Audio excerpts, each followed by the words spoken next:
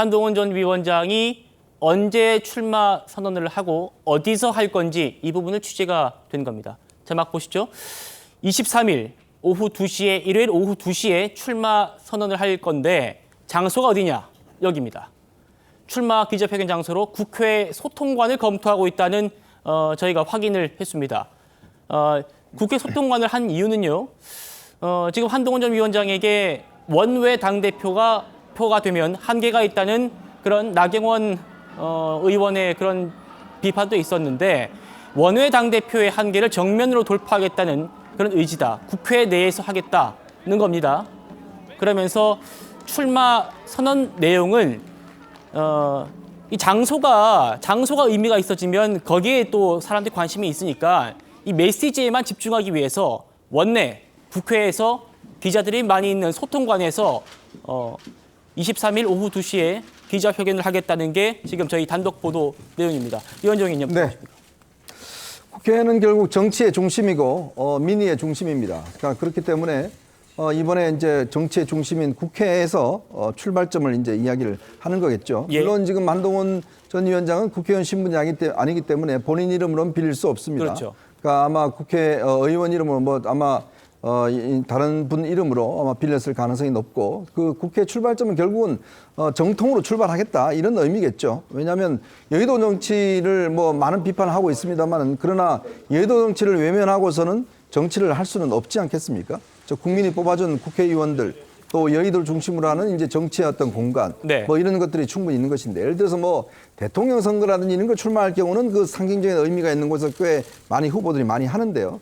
예를 들어서 뭐 옛날에는 영등포라든지 뭐 등등 이런 데서 이제 출마선을 한다든지 김구 기념관에서 한다든지 뭐 그런 의미가 있지만 그러나 지금은 정말 이 집권 여당의 대표를 이제 후보 출마하는 거 아니겠습니까? 네. 그렇기 때문에 아마 이제 여러 가지보다는 메시지, 즉 제가 아까 말씀드렸던 한동훈 위원장이 국민들에게 전달하려고 했던 메시지 여기에 집중하는 것 같고 또 하나는 23일 오후 2시라는 게 이제 일요일 날이 가장 뉴스의 어떤 중심입니다. 왜냐하면 일요일 날 하게 되면 네. 그 다음 날 이제 조간신문이라든지 그렇죠. 월요일 아침 이제 할 수 신문에 있는 나오게 거죠. 되고. 뉴스가 없는 날이기 때문에 예. 그러니까 그날 가장 집중도가 높을 수가 있는 거거든요. 그렇죠. 그러면서 이제 아마 일요일 날 하는 것 같고 그리고 지금 그 전에 하지 않은 이유는 이번 선거 어떤 면에서 보면 한동훈 위원장은 제가 알기로는 아마 최소 규모로 치르겠다는 생각을 갖고 있는 것 같아요. 즉 선거라는 게 이게 뭐 크게 넓힐 필요도 없이 캠프 인원도 최소화하고 네. 그다음에 공간도 아마 최소화할 겁니다.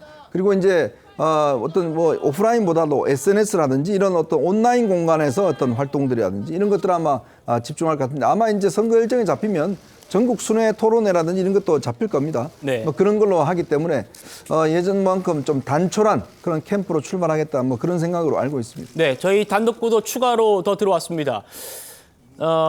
한동훈 캠프에 현역 의원들, TK와 PK의 의원 등 30명이 한동훈 캠프에 합류할 의사를 타진했고 그 명단을 지금 한동훈 측이 확보를 했다는 겁니다. 그 명단 확인하고 캠프 내에서 이 현역 의원들의 역할을 어떻게 배분할 건지 그거를 지금 고민하고 있다는 겁니다. 자, 그리고요.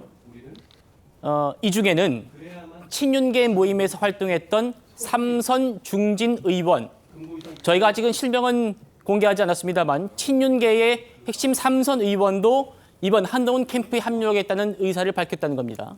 그리고요. 네.